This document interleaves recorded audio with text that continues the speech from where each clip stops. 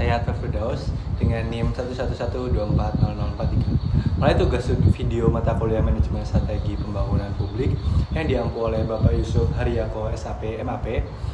Jadi pada kesempatan ini saya akan membahas tentang pengelolaan sampah di perkotaan Surabaya berdasarkan analisis strategis dan dokumen perencanaan Dinas Lingkungan Hidup Kota Surabaya pada tahun 2021 hingga 2026. Jadi pengelolaan sampah di Surabaya sampai sekarang masih menjadi tantangan besar. Sebagai kota besar dengan aktivitas masyarakat yang tinggi, jumlah sampah terus meningkat setiap harinya. Sampah bukan hanya berasal dari rumah tangga, tapi juga dari pasar, pusat perdagangan, jasa, hingga industri. Karena itu, persoalan sampah bukan hanya masalah teknis pengangkutan dan pembuangannya, tetapi juga berkaitan dengan perilaku masyarakat, kapasitas pemerintah, dan efektivitas kebijakan yang dijalankan.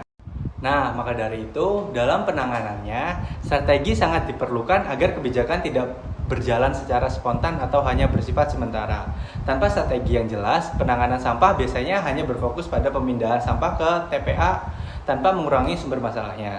Dengan adanya strategi, pemerintah dapat menentukan prioritas, membagi peran setiap pihak, dan mendorong perubahan perilaku masyarakat supaya pengelolaan sampah berjalan lebih terarah dan berkelanjutan.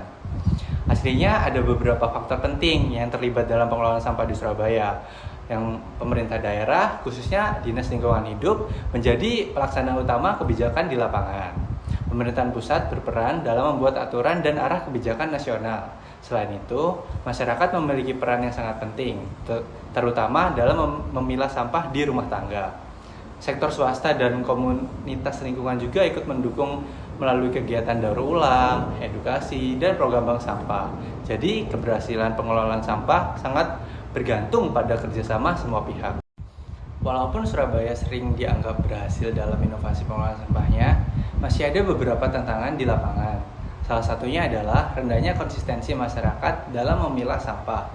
Banyak masyarakat yang sudah memahami pentingnya pengelolaan sampah, tapi belum melakukan secara rutin. Selain itu, fasilitas pengelolaan sampah seperti TPS 3R masih terbatas sehingga sebagian besar sampah tetap berakhir di TPA. Koordinasi antara lembaga juga kadang belum berjalan maksimal sehingga pelaksanaan program sering mengalami hambatan. Dalam dokumen Renstra Dinas Lingkungan Hidup Kota Surabaya tahun 2021 hingga 2026, pemerintahan menekankan visi pembangunan kota yang berkelanjutan dan ramah lingkungan. Artinya, isu lingkungan tidak lagi dianggap sebagai pelengkap, tetapi sudah menjadi bagian penting dalam pembangunan kota. Pengelolaan sampah juga dipandang berkaitan dengan kesehatan masyarakat, kualitas lingkungan, dan pembangunan kota berkelanjutan. Jadi beberapa isu strategis yang diangkat dalam Renstra antara lain meningkatnya volume sampah, keterbatasan fasilitas pengelolaan, dan rendahnya partisipasi masyarakat. Pemerintah juga menyadari bahwa masalah sampah tidak cukup diselesaikan hanya dengan menambah fasilitas, tetapi juga harus mengubah pola konsumsi dan perilaku masyarakat. Tujuan strategis yang ingin dicapai adalah mengurangi sampah sejak dari sumbernya dan meningkatkan partisipasi masyarakat. Karena itu, program yang dijalankan tidak hanya berupa pandangan fasilitas seperti TPS 3R, tetapi juga edukasi lingkungan dan pengembangan bank sampah. Program bank sampah dinilai cukup efektif karena selain membantu mengurangi sampah, juga memberikan manfaat ekonomi bagi masyarakat.